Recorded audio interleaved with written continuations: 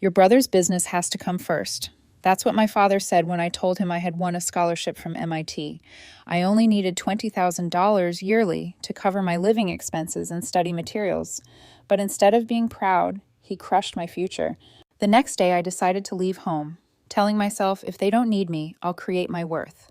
But 10 years later, when everything turned upside down, they came looking for me. What do they want? And what will I do? Follow my story to find out. Hello, I'm Audrey, 28 years old. Today is a special day, 10 years since I left my family. I always remember this day, not out of nostalgia, but because it marks the moment I truly understood my place in the family. I still remember that day vividly. A Monday morning, sunlight streaming through the curtains as I stepped outside to collect the mail. The MIT logo was printed on the envelope. I tore it open, my eyes scanning the lines. And when I saw the words, "Congratulations, you have been accepted to MIT with a partial scholarship," my heart nearly leaped out of my chest. I did it!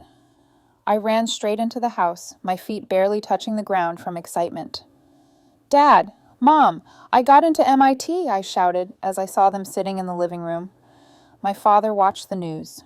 My mother read the account books, but when they heard my voice, they both turned to look at me. I beamed, holding up the letter. MIT, one of the top universities in the world. I got a partial scholarship. They stared at me. No applause, no congratulatory hugs, no pride, no joy, none of the reactions I had hoped for. My father took the letter and skimmed through it. Then he sighed. MIT is good, but a partial scholarship means there are still a lot of expenses, right? I nodded, still smiling. Yes, but I only need $20,000 a year. MIT is covering tuition, housing, food, and books. I just need you to help with the rest. I expected them to understand. I expected them to be happy and say they would support me in pursuing this dream. But instead, my mother shook her head. Jack needs money to expand the company. The family can only invest in one person. Jack. It was always Jack. My throat went dry. What are you saying? My mother sighed, as if I had asked something obvious. Jack's business is growing. With more capital, he can double the profits within a year. $20,000 a year for you. That's a big expense and doesn't benefit the family. I felt a tightness in my chest. I'm your daughter. My voice trembled. I've worked my whole life to prove myself. This is MIT, a life-changing opportunity. And all you care about is Jack's profits? My father folded his newspaper, his sharp gaze locking onto mine. Watch your tone, he snapped. Jack's company is the future of this family. It will keep us stable for generations. Then he looked me straight in the eye and said something I will never forget. Your brother's business has to come first. No hesitation, no remorse.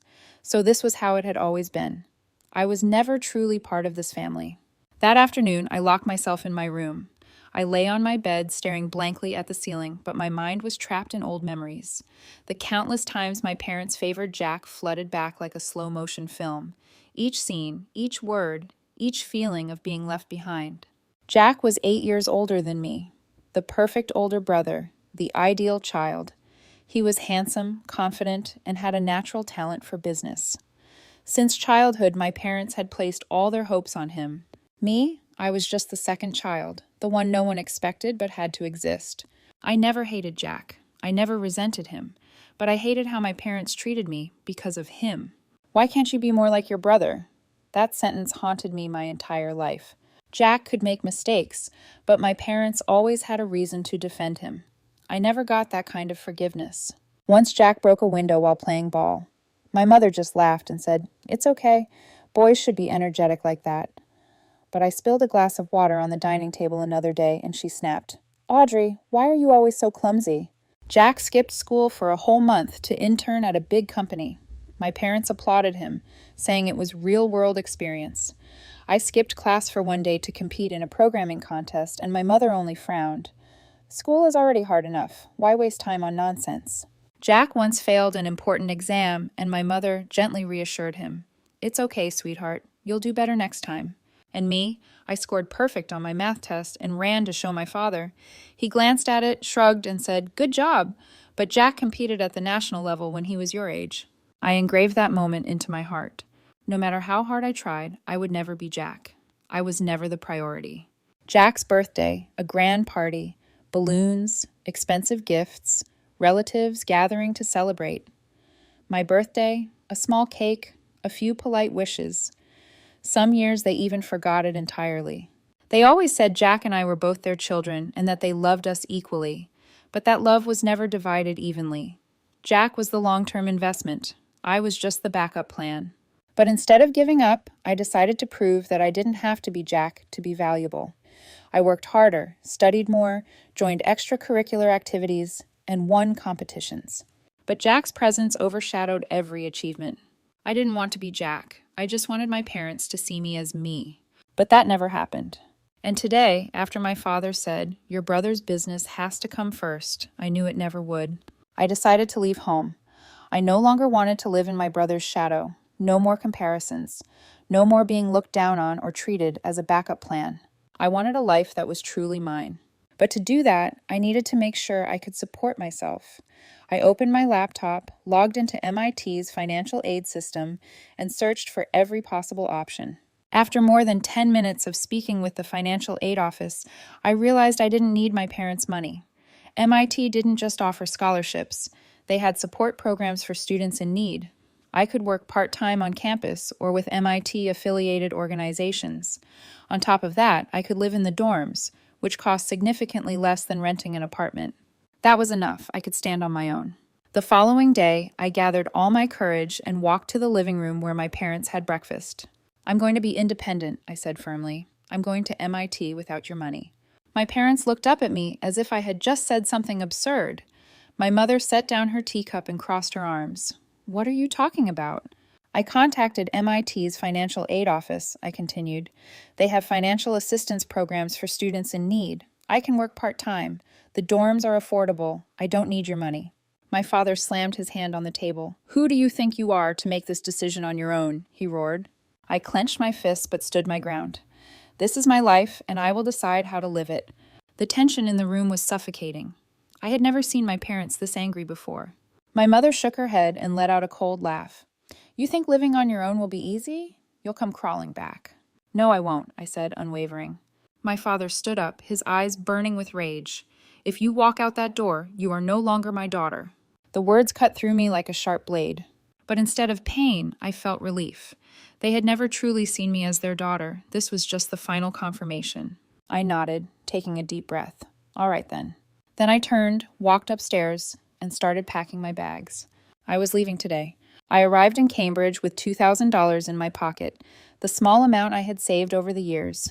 Everything I owned fit into a single worn-out suitcase and a backpack carrying my laptop.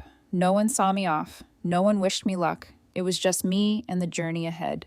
When I set foot on MIT's campus, the school guided me through the dormitory process and part-time job opportunities. MIT's financial aid system was truly efficient. They didn't just provide scholarships, they created opportunities for students like me to sustain themselves. 4 years passed in the blink of an eye. Every day was packed.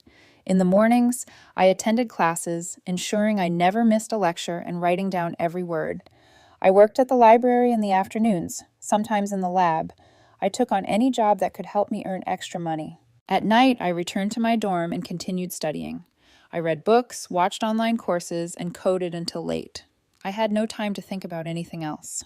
But no matter how busy I was, there were still moments of emptiness. My parents, Jack. Since the day I left, they had never reached out to me. No messages, no calls, not even a single question about how I was doing, as if I had never existed in that family. In the beginning, I missed them terribly. I stared at the ceiling on my first nights in the dorm, wondering if they ever thought about me. Many times, I picked up my phone and typed a simple message. "Mom, Dad, I'm doing okay." But every time I deleted it. I was afraid that they would think I had failed if I reached out first.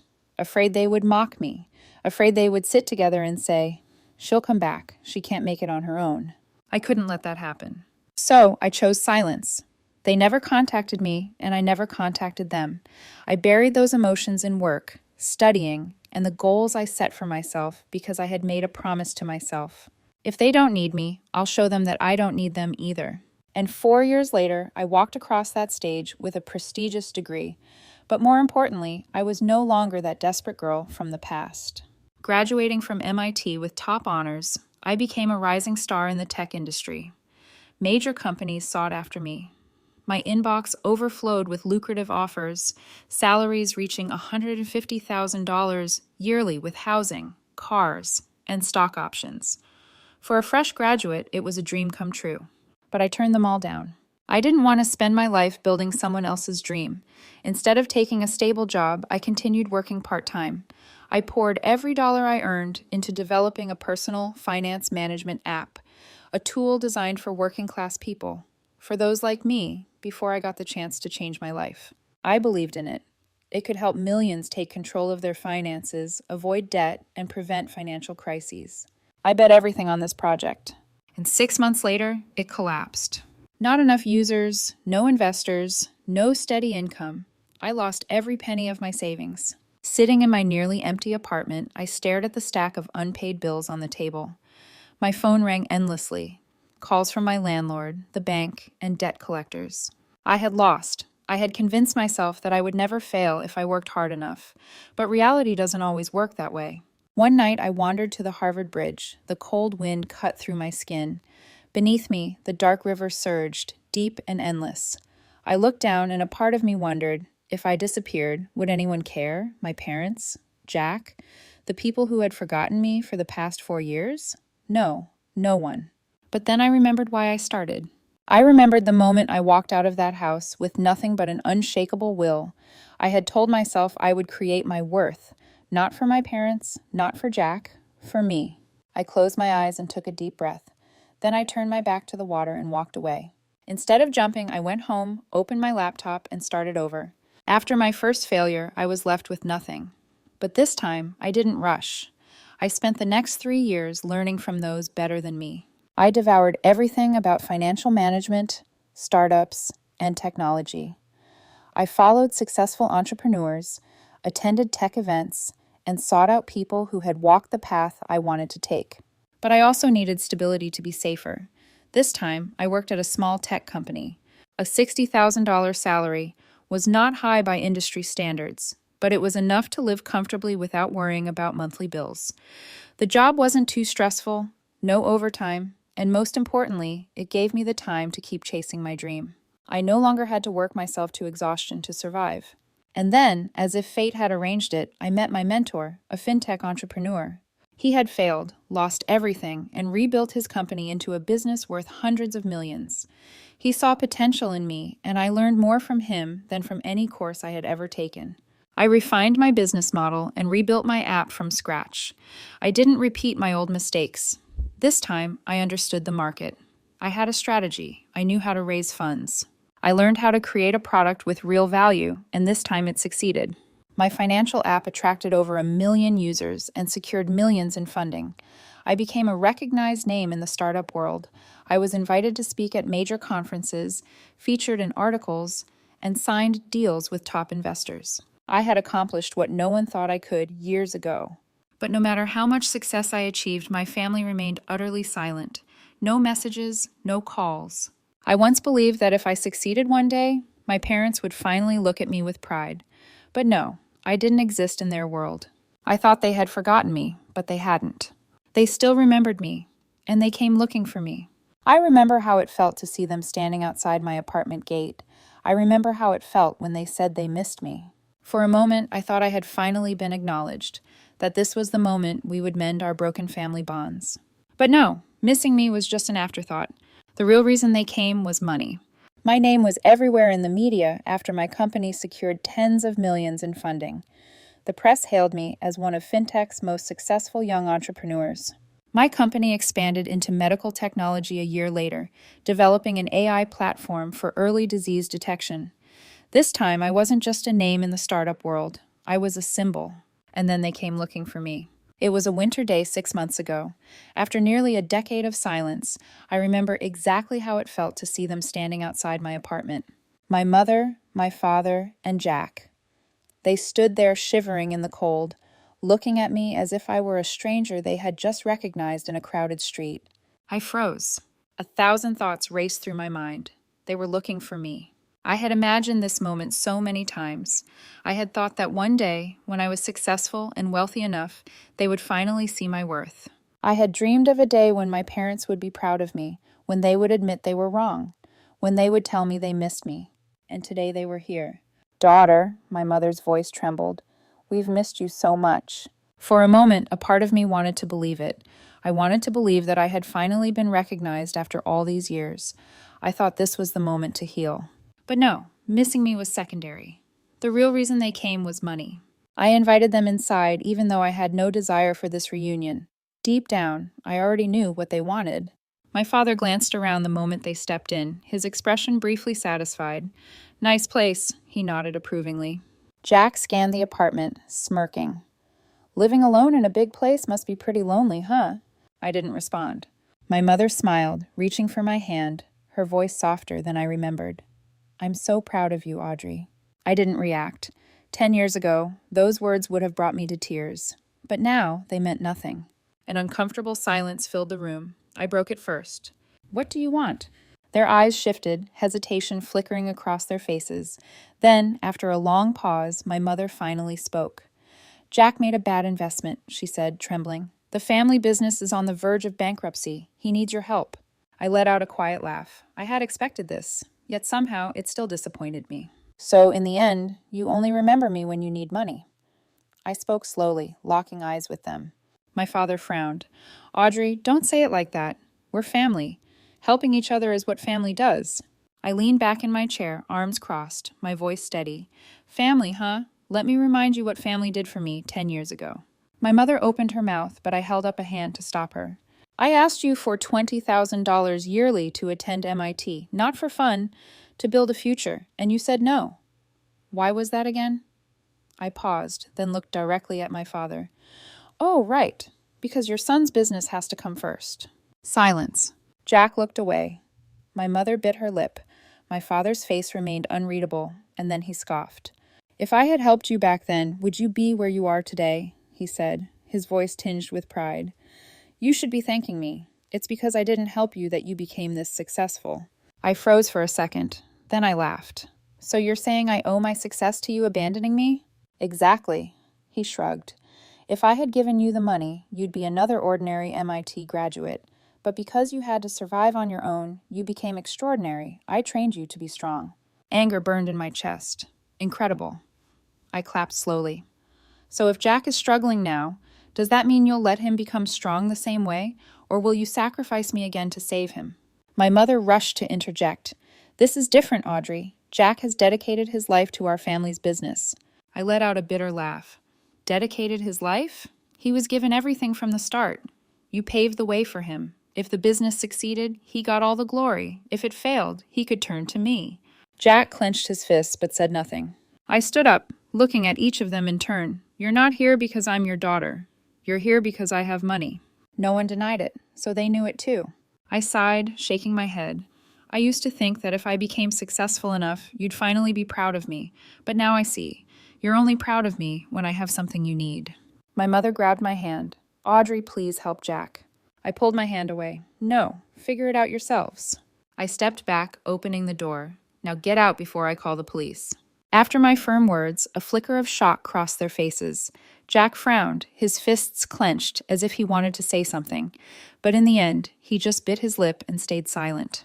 My father glared at me as if he couldn't believe what he had just heard.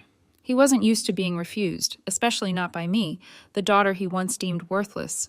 But now he had no choice. My mother lowered her head, sighed quietly, and gently pulled Jack's arm. Reluctantly, they turned to leave. I stood motionless, watching their figures disappear beyond the door. I knew for sure they wouldn't give up so easily. And just as I expected, 2 days later, they showed up again. This time, I didn't invite them in. They stood at my door, looking more exhausted and desperate than before.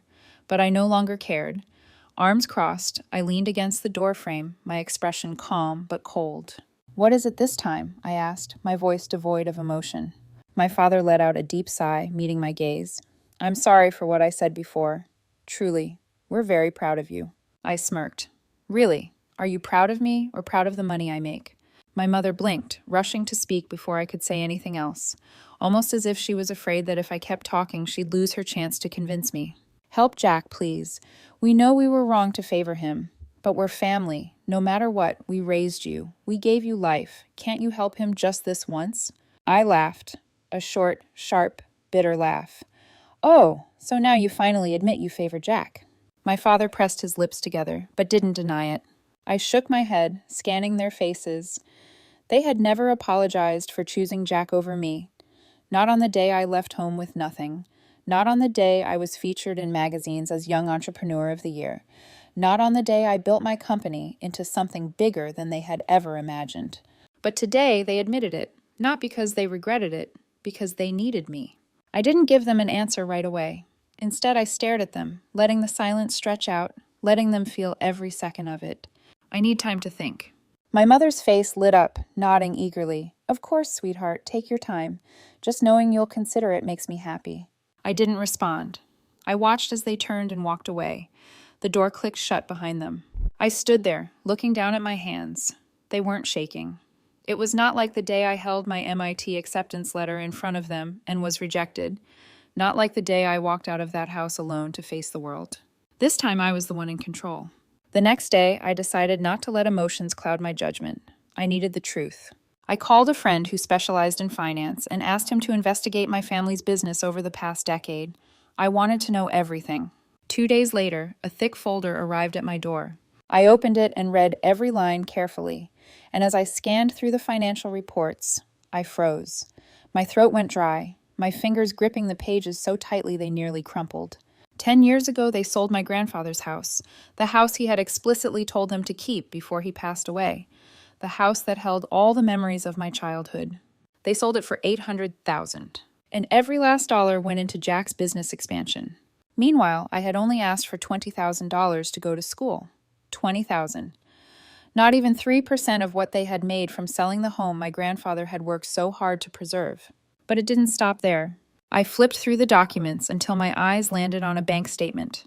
Within 3 years of getting that money, they had poured it all into Jack's reckless investments.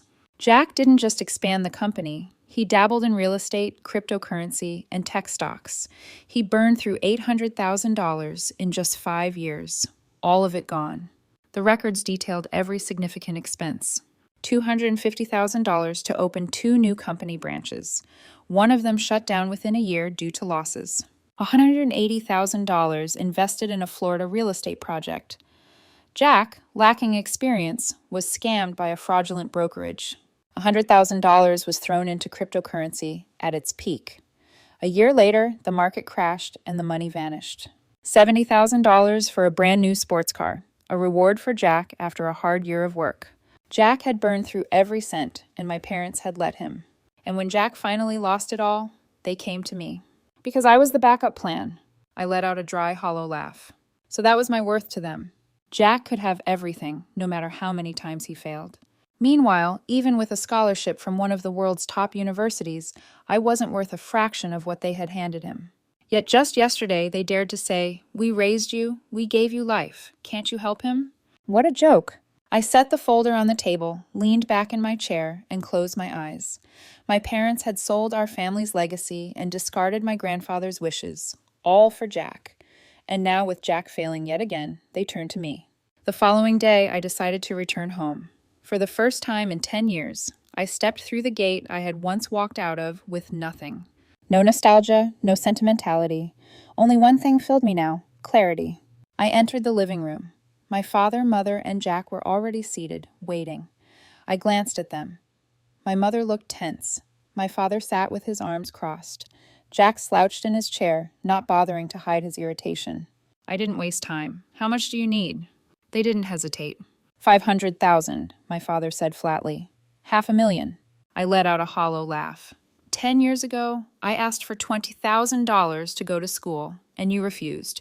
And now you dare to demand 25 times that amount without a second thought. I leaned back in my chair, my voice calm.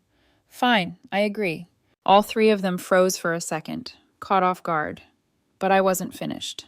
I turned to my father, meeting his gaze head on. "But I need collateral. I want this house signed over to me." The room fell into an eerie silence. My mother frowned, worry flashing in her eyes. Jack stared at me as if I had just insulted him. And my father, the same man who had once coldly told me to leave this house, now glared at me with fury. You're joking, right? I shook my head. No, this is a loan, not a handout. If you pay me back in full within 5 years, the house will be returned to you. If not, it's mine. Jack slammed his fist on the table. You're exploiting the family situation to steal our home. I met his gaze without blinking. Not me, you. That's exactly what Mom and Dad did to me 10 years ago. My mother reached for my hand, her voice desperate. Audrey, you don't have to do this. I pulled my hand away. Then tell me, why didn't you think that way when I asked for $20,000? My father shot up from his seat, furious.